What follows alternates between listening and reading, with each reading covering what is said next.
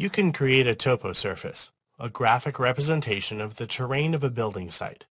One way to create a toposurface is to pick coordinate points and specify the elevation at those points. To create a toposurface by picking points, on the Massing and Site ribbon, in the Model Site panel, click the Toposurface tool. Revit displays a warning informing me that topographic elements are not visible in the current active view. My current active view is the Level 1 floor plan. The topographic elements are not visible in this view for two reasons. 1. The topographic category is typically turned off by default when working in a floor plan view. And 2. When working in a floor plan view, the view range is quite shallow, typically only 8 feet or 2,300 millimeters, which is generally not enough to display a sloping site. Rather than change the settings of the current view, I'll simply close the warning and then open the site plan view.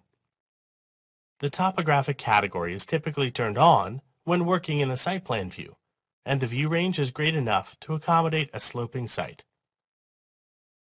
In this view, I can see the base point and survey point, which are also visible in site plan views by default. Be aware that you can also create topo surfaces when working in a 3D view. In the Contextual ribbon, in the Tools panel, I'll click the Place Point tool. I can now see a point attached to my cursor, and in the Options bar, I can enter the elevation. When you first place points, they can only be placed using their absolute elevation. I'll click in the view to place 2 points near the south elevation marker at an elevation of 0.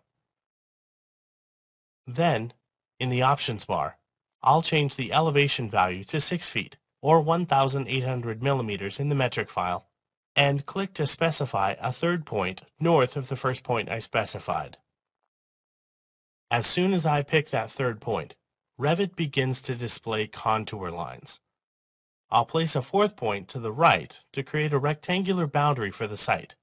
Then, in the Options bar, I'll change the elevation to 12 feet, or 3,600 millimeters, and place 2 more points to the north of the previous points.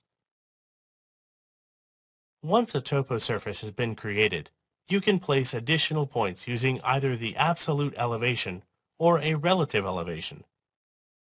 When you place points using a relative elevation, the point is located relative to the surface. In the Options bar, I'll click the drop-down and switch to a relative elevation and then specify an elevation value of -1 foot or -300 millimeters, and then pick several points. Then I'll change the elevation value to 3 feet or 900 millimeters and place several more points. As I specify each point, you can see how the contours change. Since the points are above or below the original topo surface, the contours change to indicate peaks and valleys that distort the original surface.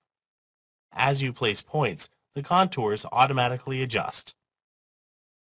I'll click Modify and then click to select one of the points I just placed relative to the surface elevation. The elevation of the point is shown in the Properties palette and on the Options bar as an absolute elevation value. You can enter a new value to change the elevation of the selected point. For example, I'll reduce the elevation of this point by 1 foot or 300 millimeters.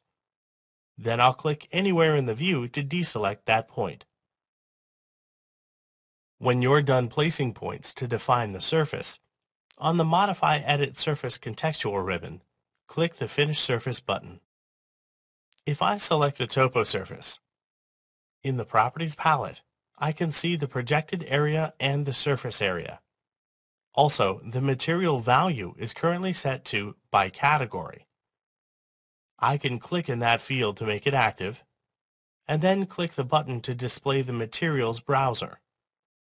In the browser, I'll search for grass.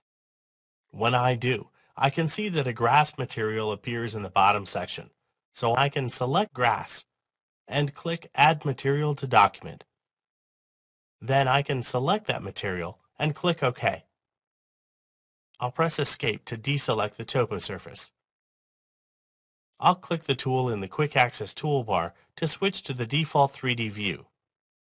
Then, in the View control bar, I'll switch to the Shaded Visual Style. You can see the contours and shading. If I zoom in, you can see the major contours, indicated with a heavier line style. If you simply need a ground plane to serve as a background, or base for 3D views, or exterior elevations, you can simply create a topo surface with an elevation of 0. It's quite fast and easy. Using points is an appropriate way to generate a topo surface from either a flat 2D CAD file or scanned image of existing site conditions.